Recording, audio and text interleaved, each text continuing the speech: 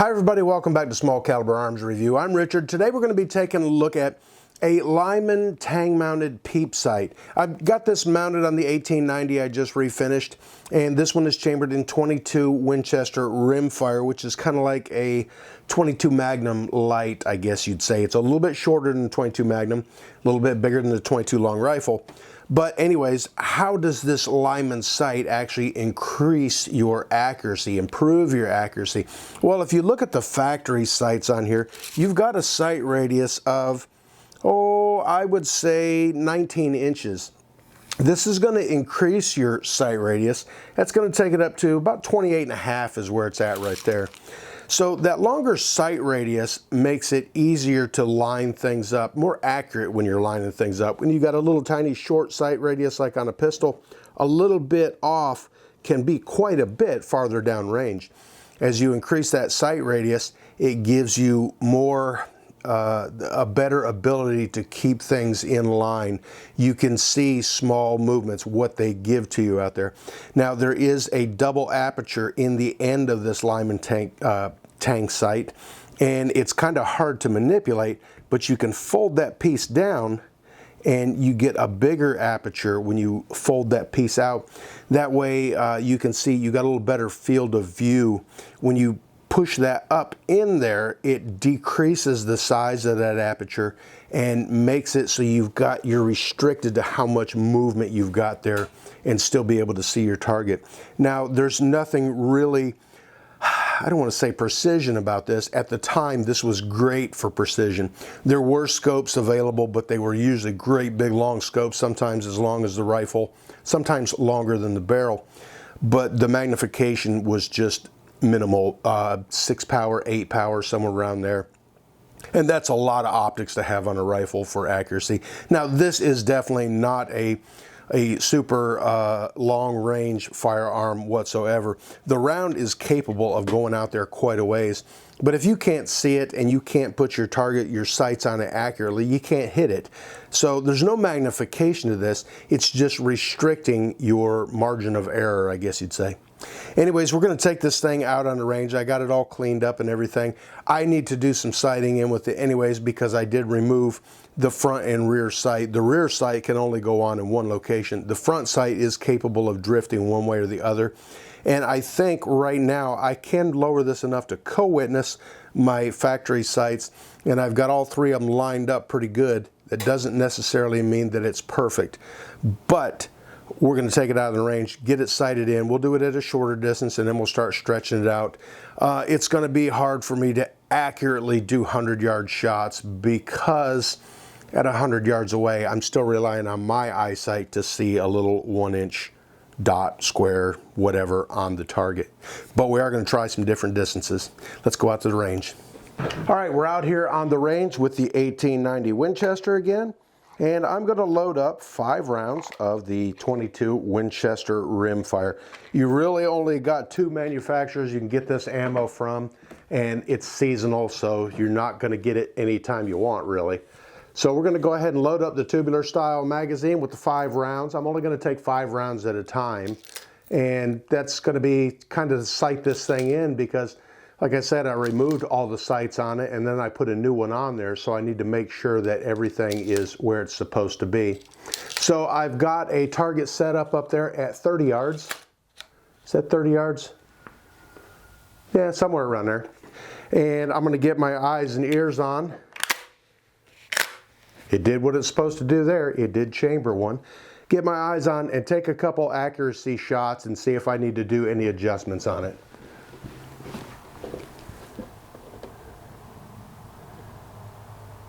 I do need to adjust my tang sight up a little bit.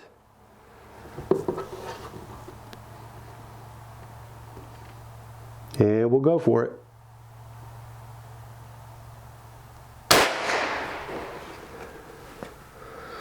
I cannot see that from here. It ejected and it chambered another one. So that's a plus. I didn't screw anything up.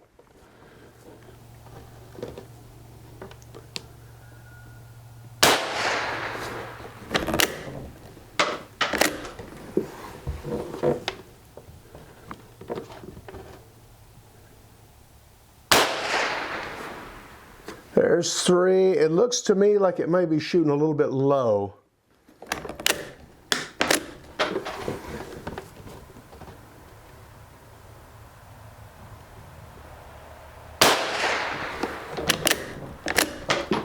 And number 5.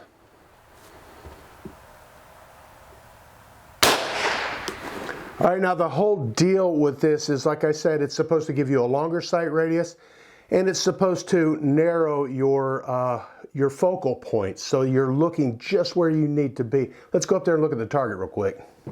Okay, so there's my 5 shots. 1, 2, 3, 4, 5. Only 2 of them in the black, 3 of them in the white there. It looks like I'm shooting about I would say about 4 inches low. Now this is using the Lyman Peep Sight on there, and right now I'm just trying to figure out where it's shooting at, so I can adjust that and get it closer to this. But I think what that's going to do is it's going to get me right back down to the factory sights on there.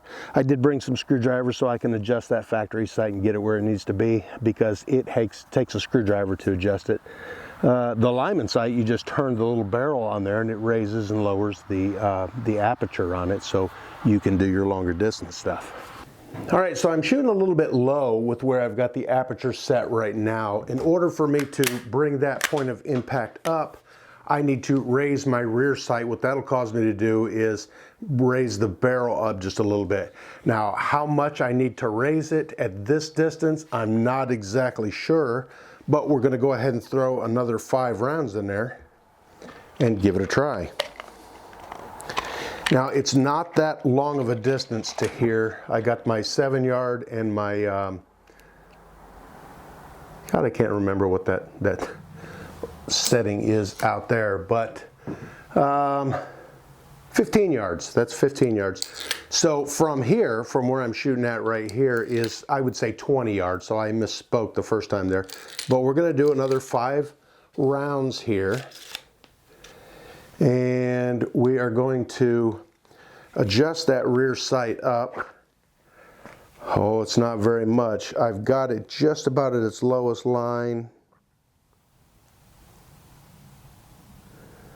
I'm going to bring it up 1 mark on there.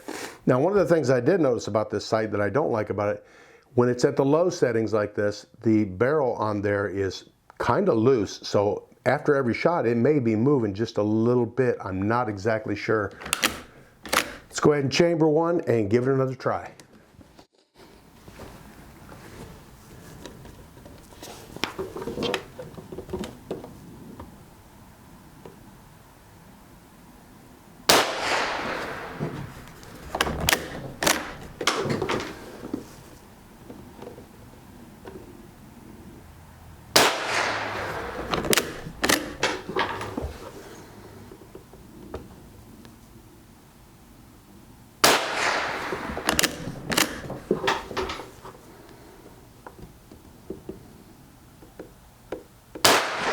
And foggy glasses don't help a whole lot either.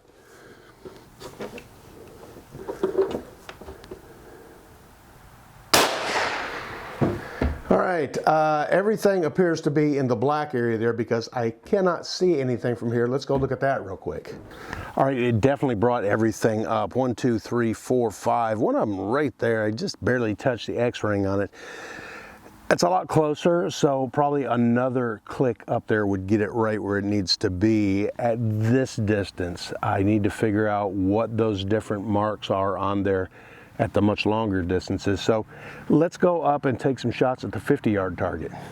Okay, I've got a sight-in target set up there at 50 yards. I went ahead and adjusted the Peep Sight up there 4 more lines on it. I don't know if that's what it's supposed to be, but that's what I adjusted it to. So we're going to go ahead and get 5 more rounds of the Winchester rimfire in here, and then we'll give it a try.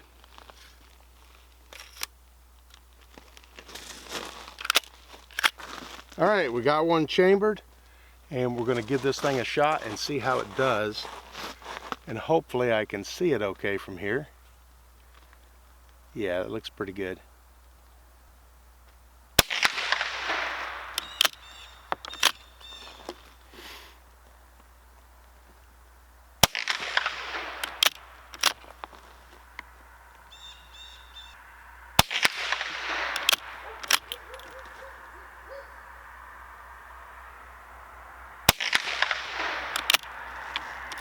One more.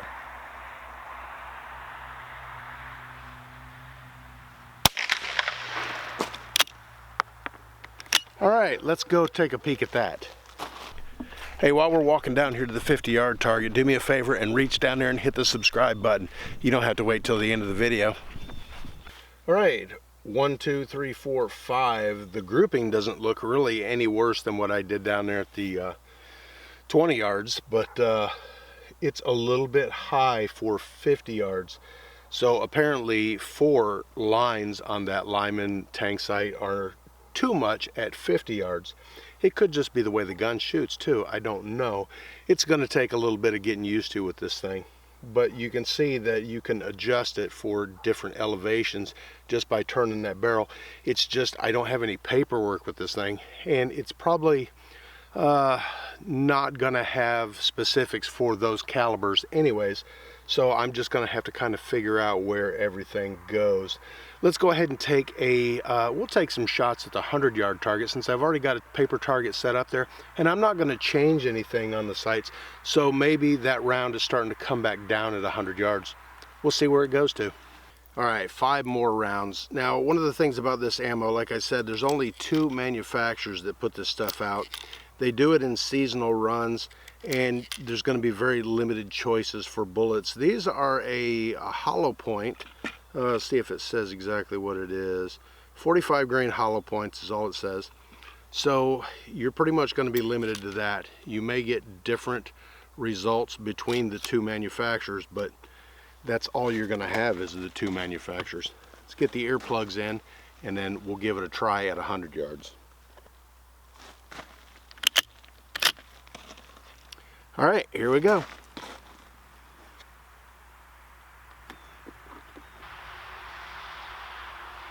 It is a very difficult thing to see this far away.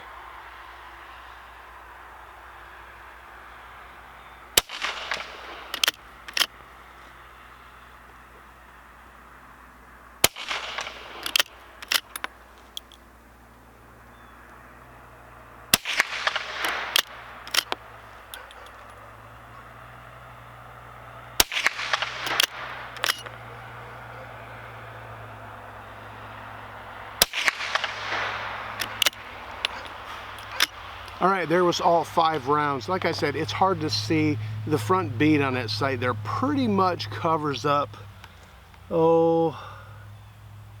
I'd say it's the size of about 1/4 of that target, the whole sheet. So it does make it difficult to see, but you aim towards the center, keep doing it consistently, and hope for the best. Like I said, this rear peep sight on here is to restrict your vision so that you're focused on where you need to shoot at. I'll give you a little look at this and see what it looks like after we go up there and take a look at the target.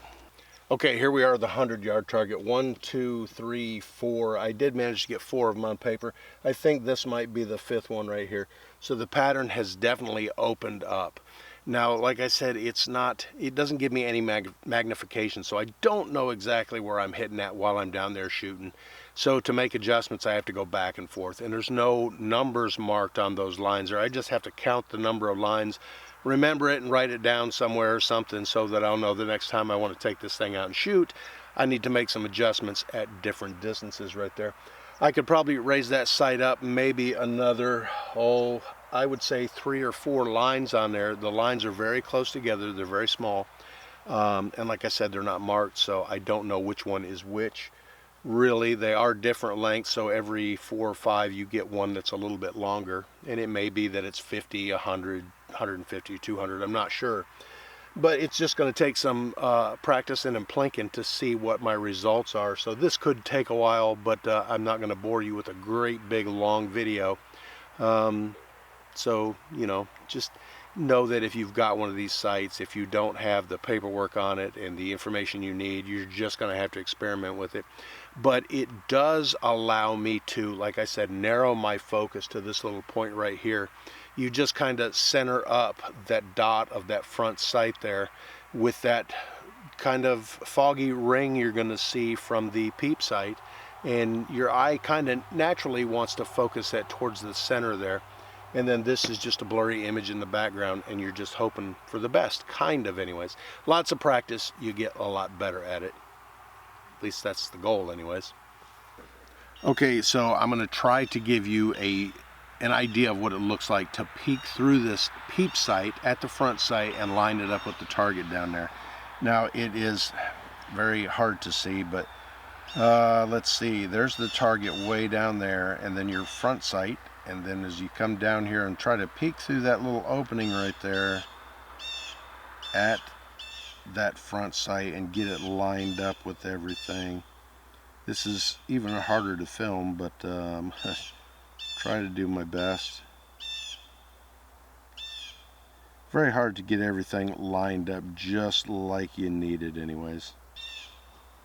So it takes some practice. It gets to know, you need to know your gun before you're able to make really good shots with it. With a scope, as long as everything's sighted in and everything, you put your crosshairs on what you're aiming at, and you're probably going to hit it. With this, it's left up to the shooter a little bit more.